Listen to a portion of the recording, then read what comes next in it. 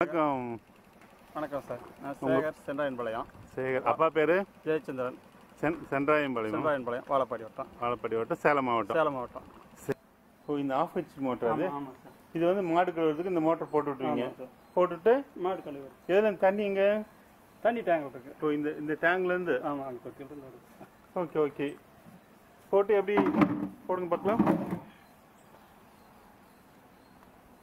Motor அங்கே இருக்கு.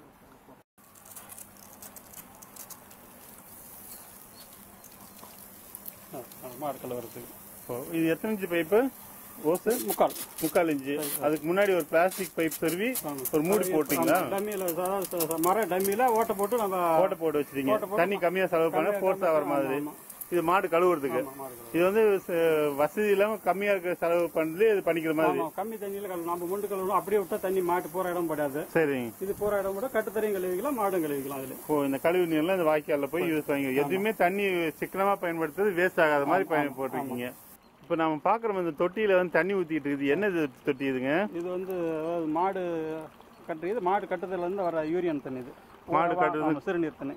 சிறுநீர் கழுவுற தண்ணி இதுலயே கழுவுற தண்ணி எல்லாம் இதுக்கு வந்துடும். வாய்க்கால் அங்கிருந்து வாய்க்கால்ல வர மாதிரி வாய்க்கால் கொண்டு வந்து அங்க பைப் போட்டிருக்கீங்களா?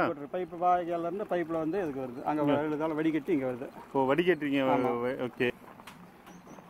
ஒரு கழிவு நீர் வாய்க்கால்.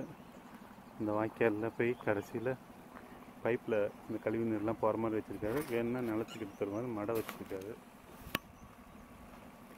கழிவு நீர் பைப் வந்து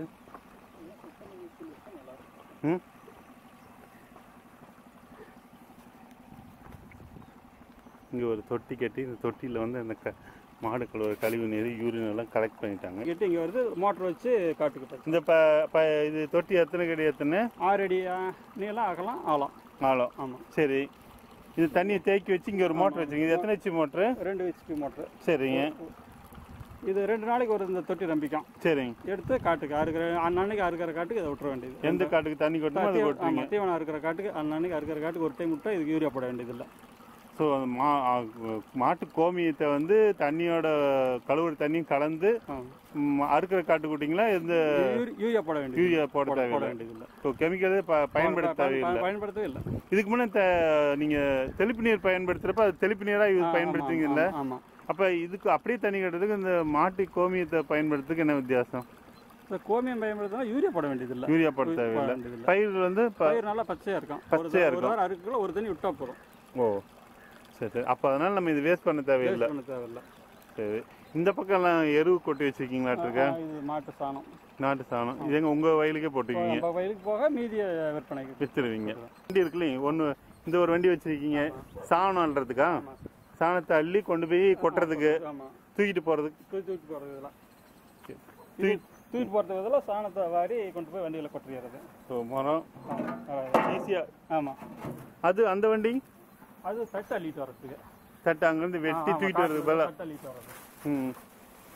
ஓகே. இது எல்லாம் இருந்தால் தான் ஒரு மாட்டு பண்ணை நம்ம செய்ய முடியும். இப்போ நீங்கள் 10-15 மாடு எத்தனை பேர் பார்த்துக்கிறீங்க? இப்போ நாங்கள் 2 பேர் மட்டும் பார்த்துக்கிறோம். நீங்களும் உங்கள் சம்சாரமும்? ஓகே. 5 வருஷத்துக்கு முன்னே என்ன பண்ணிருக்கீங்கன்னு பார்க்கலான்ட்டு உங்கள் பண்ணைக்கு வந்தோம். சரி. நீங்கள் இன்னும் வெட்டி ஒரு பால் பண்ண வச்சா லாபகரமாக பண்ண முடியுமா? பண்ண முடியும்.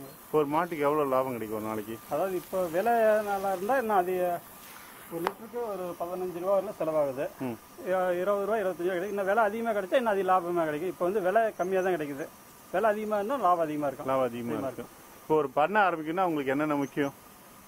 அதாவது தண்ணி வசதி வேணும். விவசாயத்துக்கான விவசாயம் ஒரு மாட்டுக்கு வந்து ஒரு 15 சென்ட் நிலம் வேணும். ஒரு மாட்டுக்கு 15 சென்ட் நிலமா அதுக்கான தண்ணி வசதி இருந்துச்சுன்னா செய்யலாம். ஒரு மாடு வளர்த்துனா 15 சென்ட் தீவன வசதி போடுறதுக்கு கோ4 கோ5 அந்த மாதிரி பசுந்தீவனமா 5 சென்ட் சவுண்டல் வேலி மசாலாங்கிற மாதிரி பயன்படுத்தணும். அதுக்குரிய தண்ணீர் வசதி வேணும். அதுக்கப்புறம் மாடு அது பார்த்துக்கிறதுக்கு இருக்கணும். இது இருந்தால் பண்ண முடியும். 2 பேர் இருந்தால் ஒரு 15 மாடு பார்த்துக்கலாம். ஒரு நாளைக்கு 100 லிட்டர் அளவுக்கு பால் உற்பத்தி செய்யலாம். லாபகரமாக இருக்கும். இப்போ நீங்களே பால் பொருட்கள் இந்த இது வெண்ணெய் எடுக்கிறது, நெய் காய்ச்சறது அந்த மாதிரிலாம் பண்ணலாம்ல? அந்த மாதிரி பண்ணால் இதை விட இன்னும் அதிகமாக அதுக்கு ஆள் வேணும். மார்க்கெட்டிங் போனால் அதை போனால் இதை பார்க்க முடியாது. இதுக்கு தனியாக ஆள் வேணும். ஆள் பார்த்தனால இதோட வித்துறீங்க. சரி, உங்களை பார்த்து ரொம்ப மகிழ்ச்சி. நன்றி. வணக்கம்.